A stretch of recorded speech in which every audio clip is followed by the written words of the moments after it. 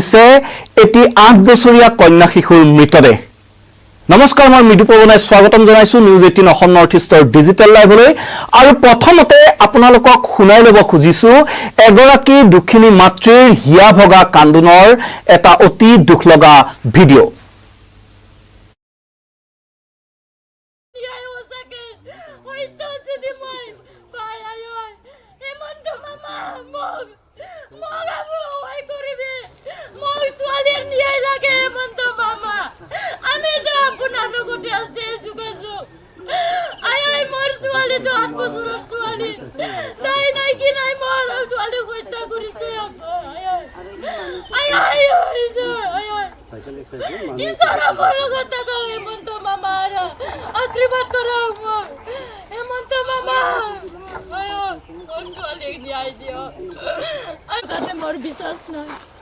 আমাক বেলেগ উচি দিয়ক, হেমন্ত মামা আমাক ন্যায় দিয়ক।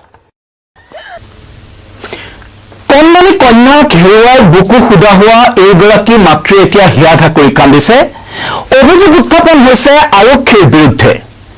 আৰক্ষীয়ে উপযুক্ত ব্যৱস্থা গ্ৰহণ নকৰাৰ বাবে এতিয়া মুখ্যমন্ত্ৰীৰ সহায় বিচাৰিবলগীয়া হৈছে এইগৰাকী দুখিনী মাতৃয়ে। তেওঁৰ কন্যাক অকালতে হেৰুৱাবলগীয়া হ'ল, অতি ৰহস্যজনক পৰিস্থিতিত হেৰুৱাবলগীয়া হ'ল। আৰু সেই বিষয়ে আৰক্ষীৰ কাষ চপাৰ পিছত আৰক্ষীৰ পৰা যি ধৰণে সহায় পাব লাগিছিল, আৰক্ষীয়ে যি ধৰণে ব্যৱস্থা গ্ৰহণ কৰিব লাগিছিল, সেই ব্যৱস্থা গ্ৰহণ নকৰাৰ এতিয়া অভিযোগ উত্থাপন হৈছে। ঘটনাটো ওদালগুৰিৰ হৰিশিঙা থানাৰ অন্তৰ্গত কোচপাৰা গাঁৱত সংঘটিত হৈছে এই হৃদয় বিদাৰক ঘটনা। আৰু খুচি চাংমা নামৰ এগৰাকী 8 বছৰীয়া কন্যা শিশুৱে চাইকেলেৰে এই ঘটনাৰ দিনা 22 জুনৰ দিনা বিয়লি তেওঁ চাইকেল লৈ ওলাই গৈছিল দোকানলৈ। আৰু সেই কন্যা শিশুটিৰ পিছে পিছে তেওঁ 10 বছৰীয়া বায়েকো গৈ আছিল খোজকাঢ়ি। কিন্তু অলপ দূৰ কিশোৰীগৰাকী আগবাঢ়ি যোৱাৰ পিছত বায়েকে শুনিলে এটা বিকট শব্দ। যেতিয়া দৌৰি গৈ পালে তেতিয়া দেখিছে যে ৰাস্তাৰ কাণত পৰি আছিল সেই তেওঁৰ কণমানি ভনীয়েক আৰু পাপু বুলি এজন যুৱক সেই ওচৰতে ৰৈ আছিল। কিন্তু বায়েক গৈ ঘটনাস্থলী পোৱাৰ লগে লগে অতি ৰহস্যজনকভাৱে পাপুৱে ঘটনাস্থলীৰ পৰা পলায়ন কৰে। আৰু সংকটজনক অৱস্থাত সেই 8 বছৰীয়া কণমানি শিশুটিক চিকিৎসালয়ত ভৰ্তি কৰোৱা হয় যদিও চিকিৎসকে মৃত ঘোষণা কৰে। আৰু 23 জুনৰ দিনা এই কণমানি শিশুটিক সামাজিকভাৱে তেওঁক কবৰ দিয়া হয়। কিন্তু 24 জুনৰ দিনা এই যি কণমানিজনীৰ বায়েক 10 বছৰীয়া আনগৰাকী কন্যাই ঘটনাৰ বিৱৰণ দাঙি ধৰিলে পৰিয়ালৰ আগত যে কি পৰিস্থিতিত মৃত্যু হ'ল কণমানি ভনীয়েকৰ। চাইকেলৰ পৰা পৰি চাইকেল চলাই থাকোঁতে হঠাৎ মৃত্যু হ'ল নে কেনেকৈ মৃত্যু হ'ল। আৰু এই যে পাপু বোলা যিগৰাকী যুৱক, সেই পাপু বোলা যুৱকগৰাকী যে ঘটনাস্থলীত উপস্থিত আছিল, ৰহস্যজনকভাৱে সেই স্থানৰ পৰা পলায়ন কৰিলে, সেই কথা পৰিয়ালক অৱগত কৰিলে। আৰু তাৰ পিছত 25 জুনৰ দিনা হৰিশিঙা আৰক্ষী থানাত দুৰ্ভগীয়া শিশুটিৰ পিতৃ মাতৃয়ে পাপুৰ বিৰুদ্ধে এখন এজাহাৰ দাখিল কৰে। আৰু প্ৰথম অৱস্থাত এতিয়া অভিযোগ উঠিছে হৰিশিঙা আৰক্ষীৰ বিৰুদ্ধে। হৰিশিঙা আৰক্ষী চকীৰ যিগৰাকী ভাৰপ্ৰাপ্ত বিষয়া আছে তেওঁৰ বিৰুদ্ধেও এতিয়া গুৰুতৰ অভিযোগ উঠিছে। প্ৰথম অৱস্থাত মৃতদেহটো ৰাখিবৰ বাবে তেওঁ বৰফ কিনিবলৈ কৈছিল।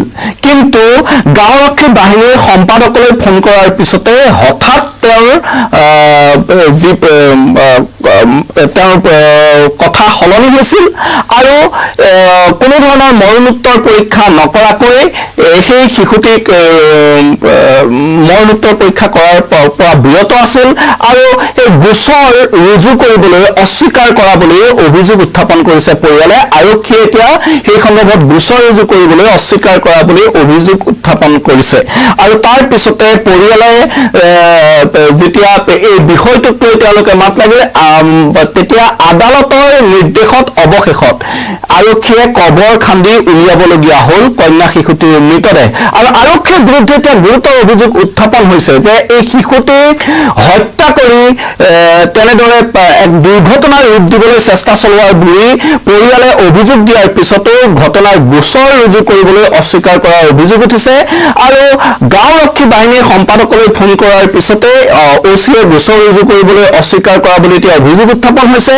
কিয়নো সেই যিজন মূল অভিযুক্ত পাপু, সেই পাপু গাঁওৰক্ষী বাহিনীৰ সম্পাদকৰে পুত্ৰ বুলি জানিব পৰা গৈছে আৰু সেইবাবেই আৰক্ষীয়ে গোচৰ ৰুজু নকৰা বুলি এক অভিযোগ উত্থাপন হৈছে আৰু দুৰ্ভগীয়া পৰিয়ালটোৱে এতিয়া এই সমগ্ৰ ঘটনাৰ ন্যায় বিচাৰি মুখ্যমন্ত্ৰী হিমন্ত বিশ্ব শৰ্মাৰ এতিয়া হস্তক্ষেপ দাবী কৰিছে আৰু এই যিজন পাপু বুলি যুৱক আছিল সেই পাপু বুলি যুৱকজনৰ ধৰিবেও এনে গুৰুতৰ অভিযোগ আছে গাঁওখনৰ এজন যুৱকক চাকুৰে হানি হত্যাৰ চেষ্টা চলোৱাৰ অভিযোগ আছে পাপুৰ বিৰুদ্ধে আৰু চাইকেল চলাই দোকানলৈ গৈ থকা খুচিক পাপুৱে এটা টেষ্টাৰেৰে হানি খুচি হত্যা কৰাৰ এতিয়া গুৰুতৰ অভিযোগ উত্থাপন কৰিছে ভুক্তভোগী পৰিয়ালে কিন্তু আৰক্ষীয়ে গোচৰ ল'বলৈ অস্বীকাৰ কৰাত অসহায় হৈ পৰিছিল পৰিয়ালটো অতি দৰিদ্ৰ দুৰ্ভগীয়া পৰিয়ালটো এতিয়া ন্যায় বিচাৰি এক প্ৰকাৰ হাবাথুৰি খাবলগীয়া হৈছে আৰু মই প্ৰথমতে দেখুৱাইছো কিদৰে হিয়া ধাতুৰি কান্দিবলগীয়া হৈছে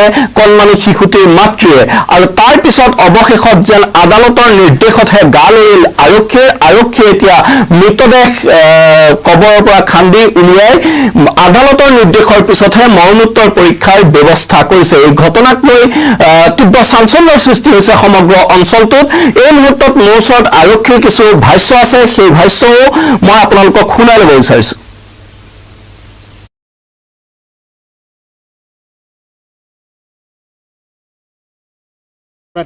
নাম কৈছে পাপু দাস হয় তেখেতক সোধপোছৰ কাৰণে আটক কৰা হ'ব না সেইটো আমি ইনভেষ্টিগেশ্যন চলি আছোঁ অকল তেখেতক নহয় তেখেতৰ সেইটো ঘটনাস্থলীত যিমানখিনি উইটনেছেছ আছিলে আই উইটনেছেছ আছিলে বা চাৰ্কামষ্টেঞ্চিয়েল উইটনেছেছ গোটেইকেইটাক আমি সোধপোছ কৰি আছোঁ ধন্যবাদ নিচিনা ঘটনা কৈছে না সেইটো কোনো ধৰণৰ তথ্য আমি পোৱা নাই সেইটো চাগে কিন্তু সেইটো আমি গোটেই নাকাৰো নকৰোঁ সেইটো বিভিন্ন ধৰণৰ আমাৰ যিখিনি উইটনেছ আছে বা থানাত কাম কৰিছে সিহঁতক আমি সোধপোছ কৰি আছোঁ অৱশেষত যেন গা লৰিল আৰক্ষীয়ে আৰু আৰক্ষীয়ে এতিয়া সমগ্ৰ বিষয়টোক লৈ তদন্ত আৰম্ভ কৰিব খুজিছে কিন্তু এই তদন্ত কিমান দূৰ ফলপ্ৰসূ হয় তাৰ ওপৰত এতিয়া সকলোৱে দৃষ্টি নিবদ্ধ ৰাখিব কিন্তু এইগৰাকী যি মূল অভিযুক্ত পাপু সেই পাপু ড্ৰাগছ ভাঙত আসক্ত বুলিও অভিযোগ উত্থাপন হৈছে ইতিমধ্যে কৈছে যে পাপুৰ বিৰুদ্ধে পূৰ্বেও এনে অপৰাধজনিত ঘটনাত জড়িত কিছু অভিযোগ আছে এজন গাঁৱৰে যুৱকক তেওঁ চুৰিৰে হানি হত্যা কৰাৰ চেষ্টা চলোৱাৰ অভিযোগ আছে আৰু সেইদিনা ঘটনাৰ সময়ত এই পাপুৱে সেই স্থানত উপস্থিত আছিল বুলি কণমানিজনীৰ বায়েকে ইতিমধ্যে সেই কথা জানিবলৈ দিছে আৰু অতি ৰহস্যজনকভাৱে কিন্তু আৰক্ষীয়ে এই সমগ্ৰ বিষয়টোত গোচৰ ৰুজু নকৰাক লৈ এতিয়া প্ৰশ্ন উত্থাপন হৈছে এই দৃশ্য দেখুৱাইছো কিদৰে আদালতৰ নিৰ্দেশৰ পিছত আৰক্ষী সেই কণমানিজনী কবৰস্থলীলৈ গৈ কবৰ খান্দি মৃতদেহ মৰণোত্তৰ পৰীক্ষাৰ বাবে উলিয়াই আনিছে কিন্তু প্ৰথম অৱস্থাতে কিয় এই আৰক্ষীয়ে হৰিশিঙা আৰক্ষীয়ে এই ব্যৱস্থা গ্ৰহণ নকৰিলে অভিযোগ পোৱা মাত্ৰকে কিয় সেই শিশুটিৰ মৰণোত্তৰ পৰীক্ষাৰ ব্যৱস্থা নকৰিলে আৰক্ষীয়ে সেইটো হৈ পৰিছে অতি ৰহস্যৰ বিষয় আৰু পৰিয়ালৰ যি অভিযোগ যে গাঁওৰক্ষী বাহিনীৰ সম্পাদকৰ পুত্ৰ অভিযুক্ত হোৱাৰ বাবে এনেদৰে ভাৰপ্ৰাপ্ত বিষয়াগৰাকীয়ে গোচৰ ৰুজু নকৰিলে নেকি প্ৰথম অৱস্থাত তেখেতে বৰফানী মৃতদেহ সংৰক্ষণ কৰি ৰাখি মৰণোত্তৰ পৰীক্ষাৰ ব্যৱস্থা কৰাৰ কথা কৈছিল বুলি পৰিয়ালৰ লোকে অভিযোগ উত্থাপন কৰিছে কিন্তু তাৰ পিছত কিয় মৰণোত্তৰ পৰীক্ষা কৰা নহল এই ক্ষেত্ৰত আৰক্ষীৰ এনে উদাসীনতাক লৈ এতিয়া প্ৰশ্ন উত্থাপন হৈছে যি সময়ত আৰক্ষীক এনেধৰণৰ অপৰাধৰ বিৰুদ্ধে ৰাজ্যৰ মুখ্যমন্ত্ৰীগৰাকীয়ে কঠোৰ ব্যৱস্থা ল'বলৈ বিভিন্ন সময়ত বিভিন্ন মাধ্যমত সেই নিৰ্দেশ দি আহিছে আৰক্ষীৰ সৈতে বৈঠকত বহিছে মুখ্যমন্ত্ৰীগৰাকী তাৰ পিছত কিয় এনেধৰণৰ হেমাহি সেইটোৱে হৈ পৰিছে এই জটিল প্ৰশ্ন এটা দৰিদ্ৰ পৰিয়ালৰ কন্যা হোৱাৰ বাবেই আৰক্ষীয়ে এই গোচৰ ৰুজু কৰাৰ পৰা বিৰত থাকিল নেকি যি অভিযোগ উত্থাপন হৈছে আমাৰ সমাজখনৰ বাবে এই অভিযোগ অত্যন্ত অতি স্পৰ্শকাতৰ কিয়নো এনেধৰণে দৰিদ্ৰ পৰিয়ালক যদি ন্যায় প্ৰদানৰ পৰা আৰক্ষীয়ে হেমাহি প্ৰদৰ্শন কৰে তেতিয়াহ'লে সাধাৰণ ৰাইজ কাৰ ওচৰলৈ যাব যি সময়ত অসম আৰক্ষীৰ সফলতাৰ জয়গান গোৱা হৈছে অসম আৰক্ষীয়ে গোচৰ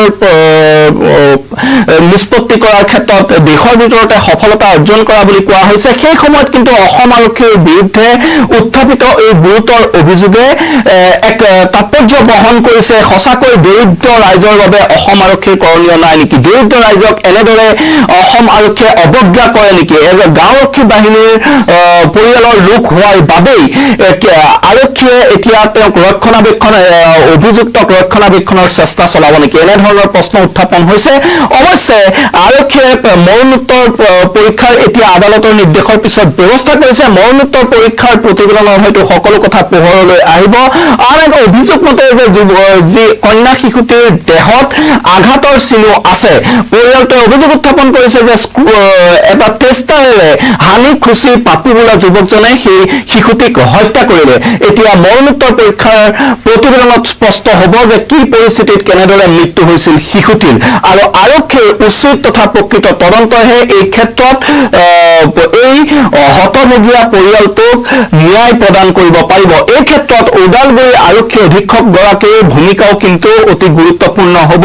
ইতিমধ্যে আৰক্ষীৰ ওপৰত এক প্ৰকাৰ যেন বিশ্বাস হেৰুৱাই পেলাইছে দুৰ্ভগীয়া পৰিয়ালটোৱে, আৰু এই ক্ষেত্ৰত ৰাজ্যৰ মুখ্যমন্ত্ৰীগৰাকীৰ হস্তক্ষেপ বিচাৰি হিয়া ঢাকুৰি কান্দিছে কণমানি শিশুটিৰ মাতৃয়ে।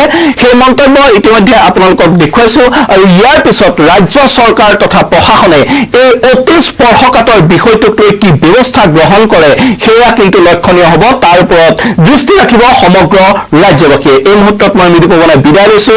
ধন্যবাদ।